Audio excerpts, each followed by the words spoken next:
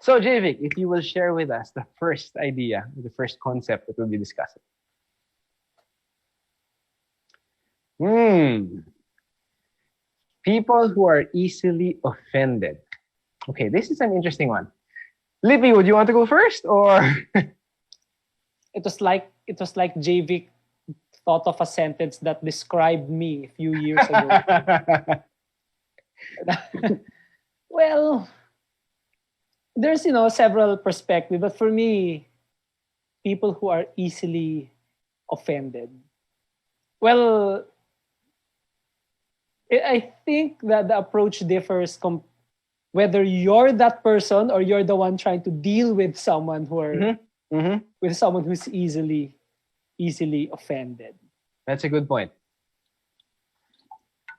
That's a good point. Yes, and I love how you brought that up. That there are those potentially at least two perspectives or two sides to it. Are you that person who is easily offended, or are you a person who is trying to deal with a person who is? Let's make it simpler for our audience. Sure. Tackle the situation where it's us. I have to deal with someone who is easily offended. Because Okay. it's harder for people to admit to yourselves that you're the person who's easily offended. So let's park that first. Okay. Right? Okay. And what if I'm the one who's dealing with someone who's easily offended? I remember coaching someone about this, and and I remember asking the person, why does this matter to you? Okay. Okay. Because at the heart of it, if this is a concern of yours, what does it matter for you to deal with this person? Okay. Right? And why am I raising this up? A real world example.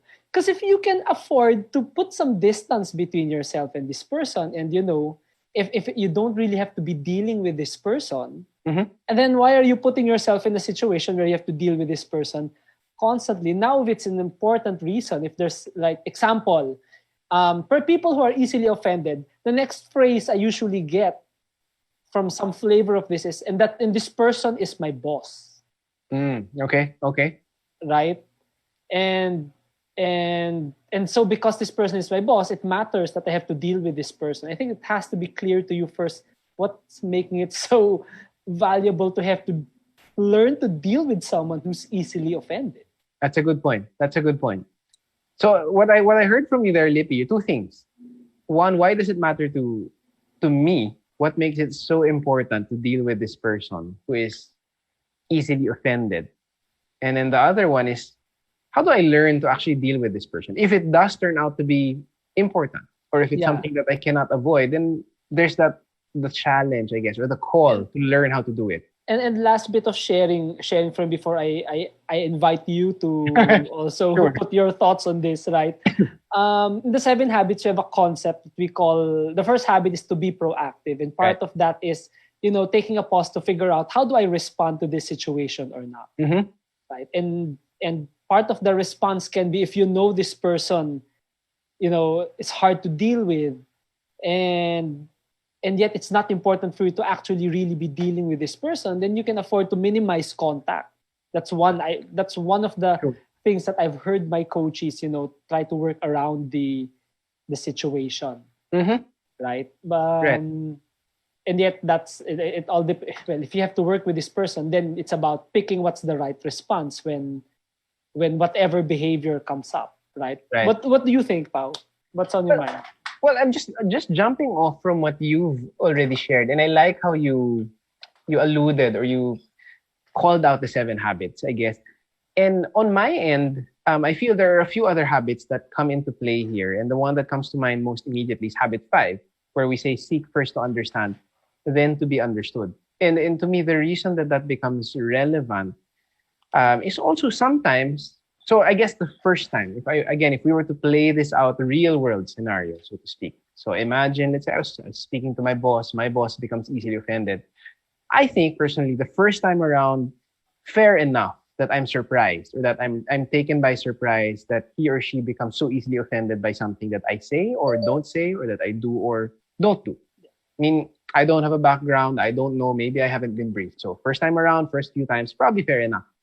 But if I have some experience and I've done this before, and I know that this person gets offended easily or seems to be offended, then to my mind, there is also that, what shall I call it?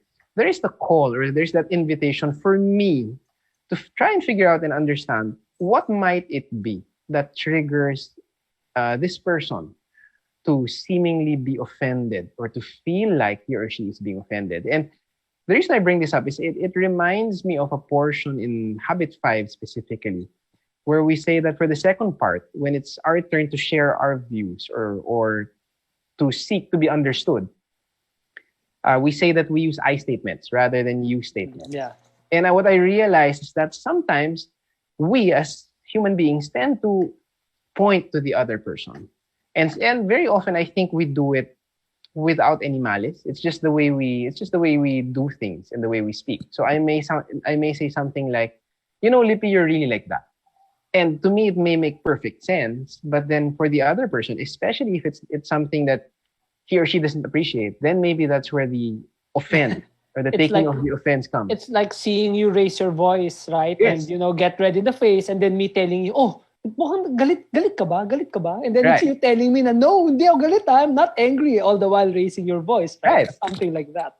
Or even something as simple, ayang ka na naman. And maybe for me, it's a statement of fact. Here we go again. But then it may sound to the other person like a complete judgment of his or her character. So I think the invitation there is also to try and understand. It may seem to me like the other person is easily offended, but then perhaps there is a challenge or there's a call for me to understand what is it that I'm doing or not doing, or what is it about the way I'm doing or not doing things that offends this person. Maybe there's something there. Yep, I like how you're bringing up also Habit 5. It's it's also getting to know the person, because maybe on some level you haven't gotten to know the person well enough. Right. Like if I can think about my previous office mates, there were some who, for them, talking about family was okay, but for some of them, talking about family was in the office was a taboo thing. So